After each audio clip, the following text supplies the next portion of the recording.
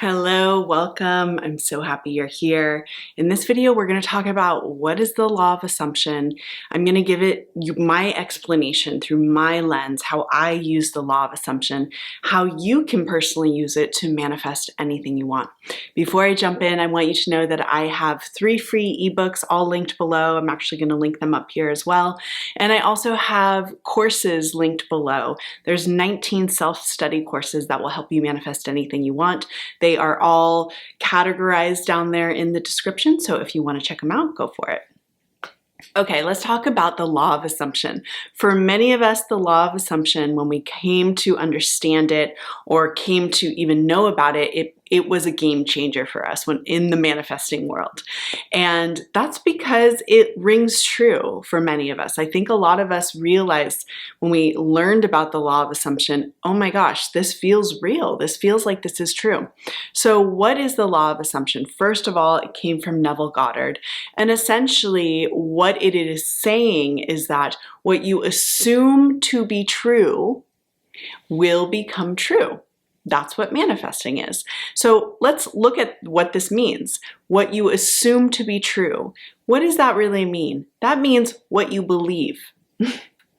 What you believe is true is what's going to become true.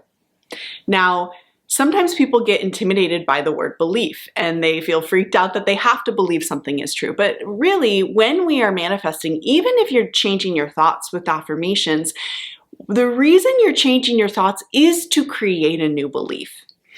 So the way that we use the law of assumption is by changing ourselves. This is another core aspect of manifesting and of the law of assumption. You are changing yourself. The way you're changing yourself is how you perceive yourself, how you perceive others, how you perceive the world. What you eventually believe is true is what's going to be true. Again, that's what the law of assumption means. What you assume is true is what's going to manifest. So we are working towards creating new beliefs. And the beliefs are primarily about who you are. The reason we're changing the beliefs about who we are as individuals is because life becomes a mirror for us. So if you believe you are attractive, if you believe you're a catch, if you believe you are loved, if you believe you are wanted, if you believe you are wealthy, if you believe you're successful, if you believe you are these things, you will create a life naturally that shows, yes, you are these things. So we have to remember that everyone is seeing us how we see ourselves. Life is reflecting us back to ourselves. So your work as a manifestor is to become the person who would naturally have your desires. Your work is to think about, well, if I was in this incredible relationship, who would I be? I definitely wouldn't be the version of myself that feels lonely most of the time, who is, stalking someone on social media or is like not feeling good about myself, not feeling beautiful, not feeling confident. That's not the version of me who's happy in this relationship and totally loved and taken care of. That's a different version of me. So this version of me who is loved and wanted and adored and cherished, what type of thoughts is this version of me having? How does this version of me feel? Your work is to identify literally who is the version of you who has these things that you want. The version of you who is successful, the version of you who is making tons of money. Who is that version of you? Really, you have to use your, this is why I create courses. They help people really understand who that version of themselves would be. And then your work is, once you know who that version of you is, you have to practice the thoughts of that person. You have to practice the thoughts that make you feel it like you are that person.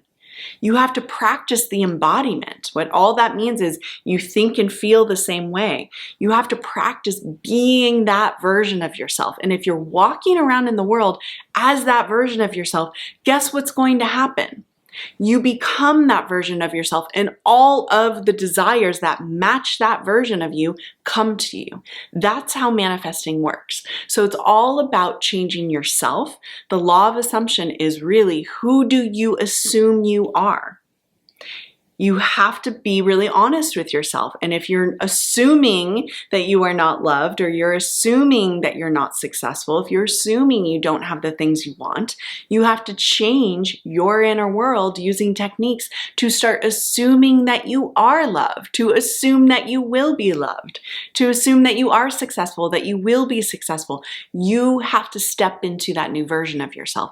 That new version of you will then automatically manifest the results.